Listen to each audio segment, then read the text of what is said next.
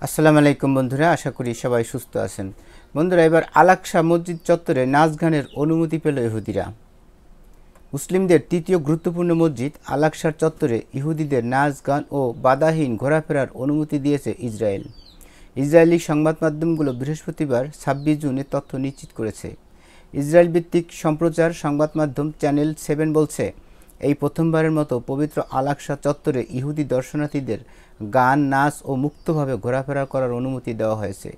সরকারি সূত্রে জানা গেছে, জাতীয় নিরাপত্তা বিষয়ক মন্ত্রী ইতামার বেন গাভির প্রণীত নতুন নীতির আওতায় দেওয়া হয়েছে এই অনুমোদন।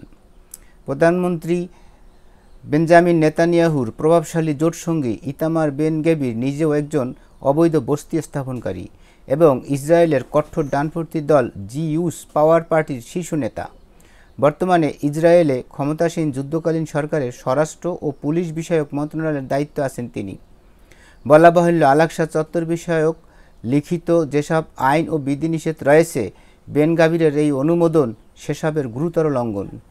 চ্যানেল 7-এর প্রতিবেদনে বলা হয়েছে, ৩ সপ্তাহ আগে আল-আকসা চত্বরে ইহুদিদের প্রবেশাধিকার বাড়ানোর দাবি নিয়ে বেন গাভিরের দপ্তরে গিয়েছিলেন কয়েকটি ইহুদি ধর্মীয় সংস্থা।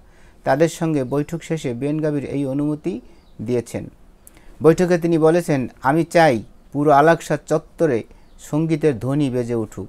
বন্ধুরা, যেই ইসরায়েল মুসলমানদের প্রতিদিন হত্যাসহ সিরিয়া, জর্ডান, ফিলিস্তিন ও মিশরের জায়গা দখল করে প্রতিষ্ঠিত, সেই ইসরায়েলের সাথে আমাদের মুসলিম উম্মার কথিত নেতা সৌদি আরব সহ জর্ডান, মিশর, ইরাক ও কাতার সহ অনেক মুসলিম দেশ এই ইহুদিদের সাথে সম্পর্ক স্বাভাবিক রাখার কিংবা স্বাভাবিক করতে মরিয়া, যার ফলাফল আজকের এই আল-আকসা মসজিদ প্রাঙ্গণে ইহুদিদের নাচ গানের আসর মিলনের হটস্পট।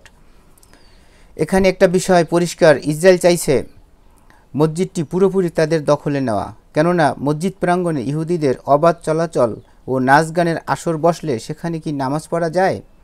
আল্লাহ আমাদের হাবিবি ভাইদের বোধ উদয় করে দিক এবং আমাদের মুসলমান জাতির অত্যন্ত গুরুত্বপূর্ণ এই মসজিদের রব্বুল আলামিন হেফাজত করুক, সেই প্রত্যাশায় আজকের ভিডিও এই পর্যন্তই।